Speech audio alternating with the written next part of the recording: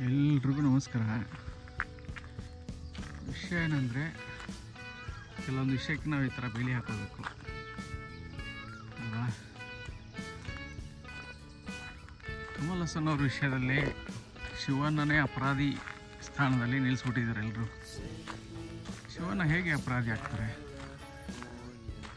ಫಂಕ್ಷನಲ್ಲಿ ಕೂತಿರ್ತಾರೆ, ಫ್ಲೋನಲ್ಲಿ ಒಂದು ಮಾತು ಬರುತ್ತೆ, ಅದು ತುಂಬ ದೊಡ್ಡ ಅಪರಾಧವೇ ಕಮಲ್ ಹಾಸನ್ ಅವ್ರು ಮಾಡಿದ್ದು. ಹಾಗಂತ ಅಲ್ಲಿ ಅಪರಾಧಿ ಬಿಟ್ಟು ಆ ಅಪರಾಧವನ್ನು ನೋಡ್ತಾ ಕೂತಂಥ ವ್ಯಕ್ತಿ ಮೇಲೆ ಇಡೀ ಅಪರಾಧವನ್ನು ಹೊರಿಸಿ ಅವ್ರ ಮೇಲೆ ಬೇರೆ ಥರದ ಏನು ನಿರ್ಬಂಧನೆ ಇರಬೇಕು ಅನ್ನೋ ರೀತಿಯಲ್ಲಿ ಎಲ್ಲ ವಾದ ವಿವಾದ ಪ್ರತಿಭಟನೆ ನಡೀತಾ ಇದೆ. This is not good.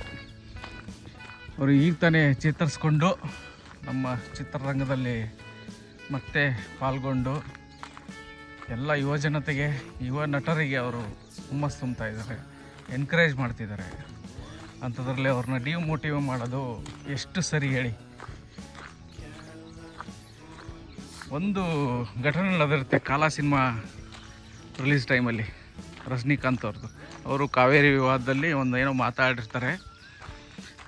ಆ ಮಾತಾದಾಗ ಇದು ಹಾಗೆ ಬ್ಯಾನ್ ಆಗಬೇಕು, ಹಾಗೆ ಹೀಗೆ ಅಂತ ಒಂದಿಷ್ಟು ವಿಷಯಗಳು ನಡೆದಿರುತ್ತೆ.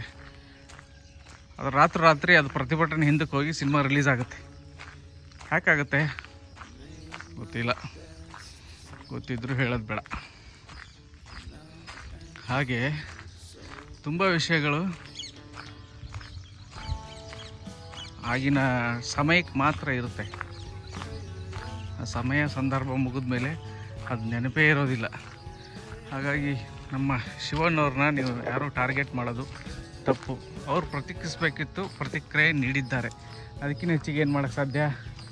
ಬ್ಯಾನ್ ಮಾಡಿ ಸಿನಿಮಾನ, ಕಮಲ್ ಹಾಸನ್ ಅವ್ರ ಸಿನಿಮಾನ ಬ್ಯಾನ್ ಮಾಡಿ, ಏನೂ ತಪ್ಪಿಲ್ಲ.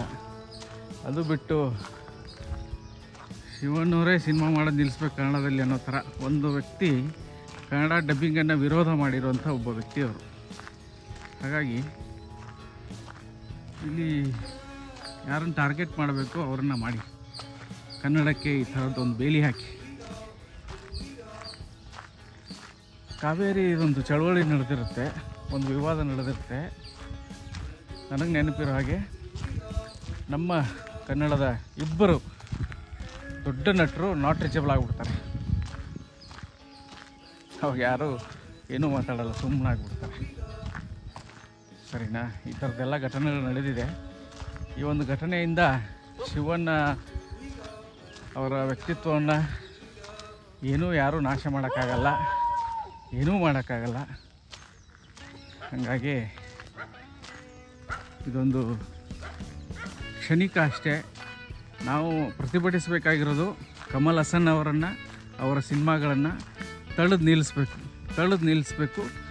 ಅದಕ್ಕೆ ನಾವು ಒಳ್ಳೆ ಪ್ರತಿಕ್ರಿಯೆ ಕೊಟ್ಟಂಗೆ ಆಗುತ್ತೆ.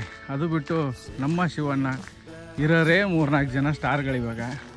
ವರ್ಷಕ್ಕೊಂದು ಸಿನಿಮಾ ಶಿವಣ್ಣ ಕೊಡ್ತಾರೆ. ಯಾಕೆ ಕೊಡ್ತಾರೆ? ಕನ್ನಡ ಉಳಿಯುತ್ತೆ ಅಂತ ತಾನೆ.